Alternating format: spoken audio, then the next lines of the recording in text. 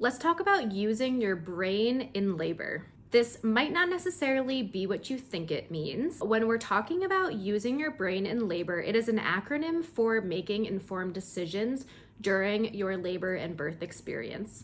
So the B is going to be, what are the benefits to whatever is being proposed? So if it is an intervention that is being proposed, why is it being proposed? What would the benefit be to my labor, to my birth, to my baby? So for example, if you are with a traditional OBGYN or midwife in the hospital setting and they are recommending an induction, what is the benefit of that? Is it going to be promoting the health and safety of me and my baby? Or is it only going to take away from the birthing experience that I am looking to have? Is there a true medical indication for the induction, or is it more so out of convenience? So definitely make sure that you're checking the benefits of whatever intervention is being proposed and seeing if it actually is beneficial to you in that moment. The R in brain stands for risks. So if I choose to do this intervention or I choose to do no interventions, is that posing a risk to me and my baby?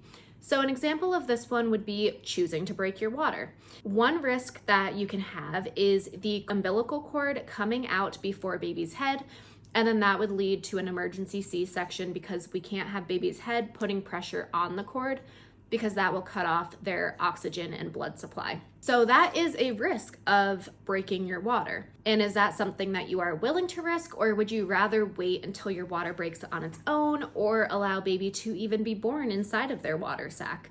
So when you're making these decisions, you really want to know the true risks and benefits involved.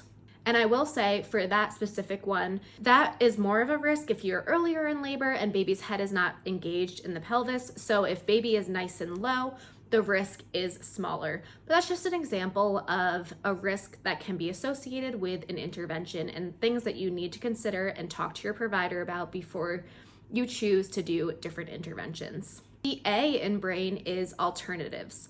So is there a different option that's less invasive? Can we wait and see what happens? What are the alternatives to whatever is being proposed?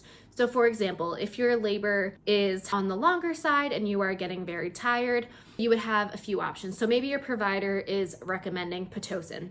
A different alternative would be to do nipple stimulation to increase the amount of oxytocin that you naturally release. You can try to turn all the lights down low, cuddle with your partner, kiss your partner, slow dance with your partner, anything that's gonna make you feel good and release your natural oxytocin.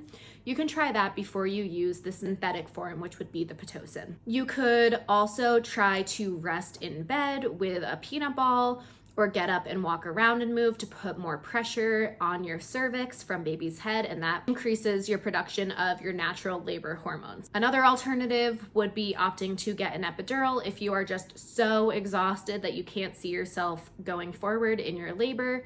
There's also a bunch of other pain coping techniques that you can use, but that is an alternative. The I in brain is going to be intuition.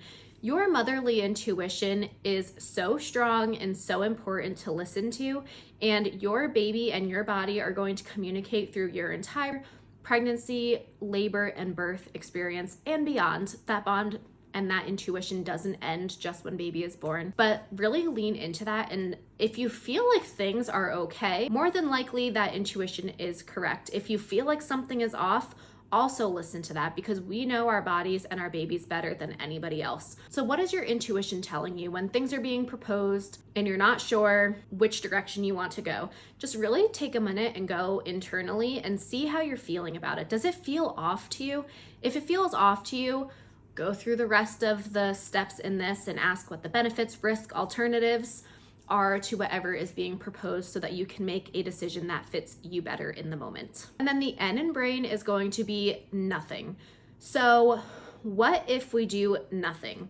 What happens next? You always have the option to do nothing, to say no in any scenario. It is informed consent. So you really truly need to understand the risks, the benefits, the alternatives of what is being proposed. You have the option to say yes or no, to say let's wait, let's do nothing, let's see what happens if we just let things progress naturally as they are meant to. Ask yourself and your provider, if we choose to do no interventions right now and we just let my body and my baby do what they are doing, what would happen? Are there additional risks associated, or is it perfectly safe to do so and then reevaluate later? I hope you learned something new today, and I hope you will go into your labor and birth experiencing remembering to use your brain. And alongside that, it is super helpful if you have a team that is helping you use your brain so that you don't really have to during the labor process. That's why coming up with a birth plan and coming up with alternative birth plans, if the unexpected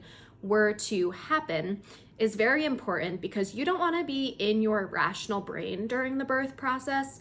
You want to be in your primal brain. So you don't want to be making a lot of these decisions in the moment where it's going to further disrupt your process. You want to really have it down on paper. This is what I want. And then you can have those conversations along the way. But if you have a supportive birth partner and also a doula present, they can kind of help you do that thinking out loud. So they can be like, hey, on your birth plan, it says, I do not want X, Y, and Z. Is that still how you feel about this? Then you say, oh yeah, I don't really have to think much about that because I already did all that planning and preparation. Thank you for the reminder. And then you already have your answer. So it takes the pressure off and it makes you have to think way less. And the more thinking you do in labor, the more you're going to be out of that natural flow, and the more distracted you're going to be from your body and from your baby doing its thing.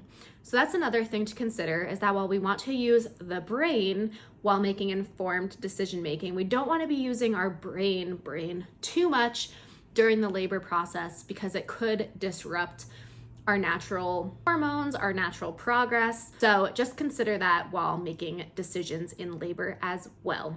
Thank you so much for joining me today. I hope you will subscribe and join us for future videos in this 30 Days to a Better Birth journey. I hope you have a wonderful day.